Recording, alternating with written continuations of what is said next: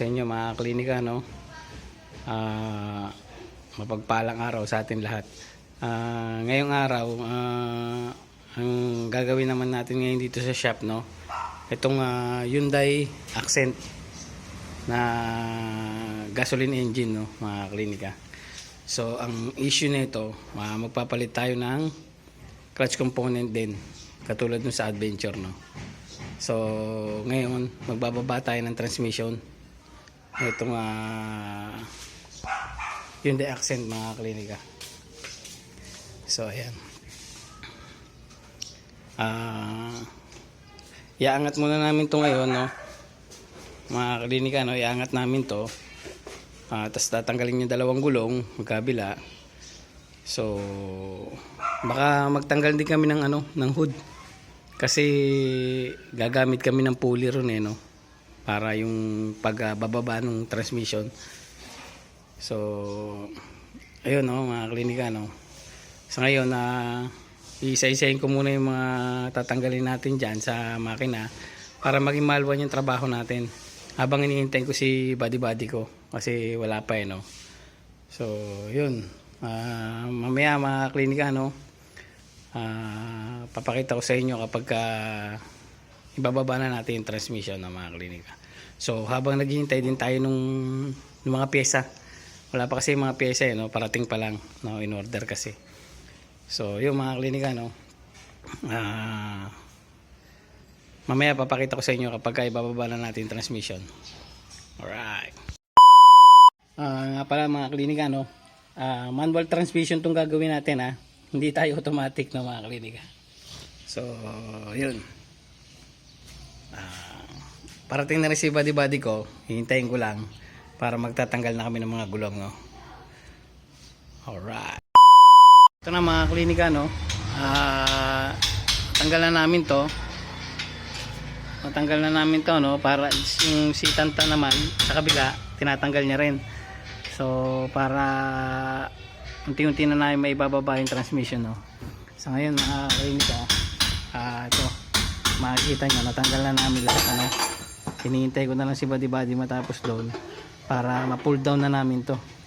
So magtitira na lang muna kami ng 2 tornilyo rito para hindi totally siya bumagsak agad, no. Dahan-dahan natin ibababa ito mga klinika, no. So yun nga rin, nagtanggal kami ng hood para maalwan yung trabaho namin, no. So mga klinika, mamaya, no, pagka naibaba na namin yung transmission, papakita namin sa inyo, sa maglilinis na rin tayo ng bell housing, no. Alright. So ito na mga klinika, no, naibaba na namin yung transmission nitong Hyundai Accent, no. So ayan siya, no.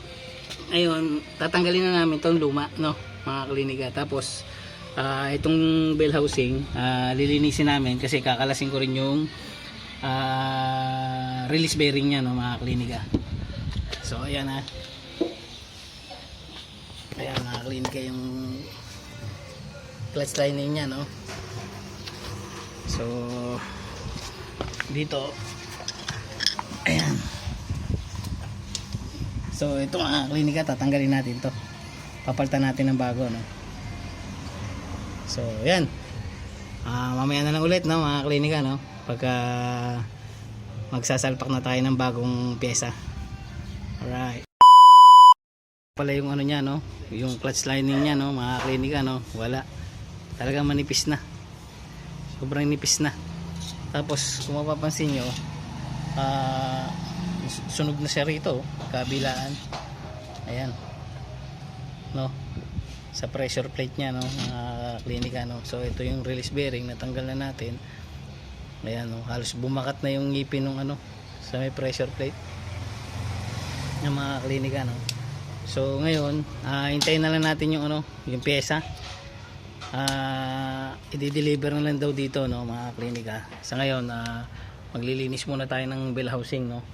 Tapos yung flywheel natin, mga klinika, papaliha ko na lang kay buddy, no, habang hinihintay natin yung pyesa, no, mga klinika. Lilinisin na muna natin to, no. So yun, mamaya pag nandito na yung pyesa, mga klinika, papakita namin sa inyo yung pagkakabit na itong clutch lining no assembly. Alright, mga klinika no, nakikabit na namin yung transmission no. Kompleto na yung dito na lang sa pangibabaw yung kakabit namin. So ayan mga klinika no, dito tayo sa ilalim. Ayan, so naikabit na namin lahat no. Pasensya na kayo mga kaklinika no, kasi hindi na namin na video ng ayos yung pagkakabit ng transmission no, kasi medyo nagmamadali na rin kami gawa ng masama kasi yung panahon, baka mabasa kami na ulan dito, wala kaming habong no mga kaklinika. So yun, pasensya na kayo no, pero ayan naikabit na namin no. Ito na lang mga panglabas ang ikakabit namin, itong axle, so tsaka yung mga gulong. So yan, medyo makalat no mga klinika, pasensya na. Ito nga pala yung mga yung mga biniling pyesa no, ito. So hindi na namin napakita kanina. Ayan, ito yung yung lining no, ito yung pressure plate. So ayan, puro yan, puro original Hyundai mga klinika. Ayan, puro original Hyundai yan. So ito ang release bearing natin, Paleo. So yung mga klinika no, ayan, Hyundai yan, Hyundai original Korea yan ayan mga klinika no. So ayun,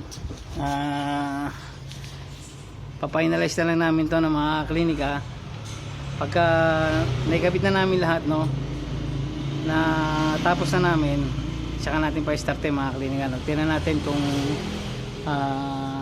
okay ba yung trabaho natin dito sa Hyundai Accent na gasoline engine. Alright, so ito mga klinika no, tapos na kami no, kompleto na, naikabit na namin lahat no, hanggang sa ilalim, pati mga gulong no mga klinika no, okay na, naikabit na, naikpitan na. So check natin kung okay ba yung naging trabaho namin ni Buddy. Okay, kasi to mga klinika no, convert na to sa push button no. So okay, testing natin. Okay, ayan, ignition on. Okay, start.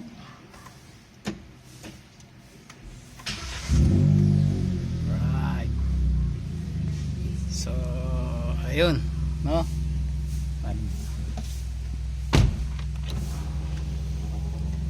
so ayun mga klinika no,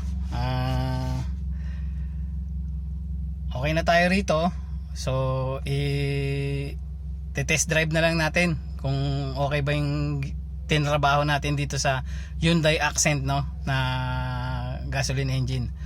So samahan nyo ako mga klinika no, i-drive test natin tong itong Hyundai na to mga klinika no. So let's go mga klinika no, drive test natin. Alright, okay, smooth.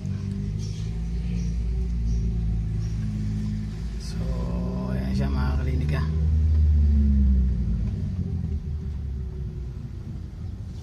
Alright, so goods na to mga klinika no. Okay yung ginawa natin. So 100% na to, pwede nang pick upin ng may-ari no. Ang ginawa natin dito mga klinika, nagpalit tayo ng clutch component.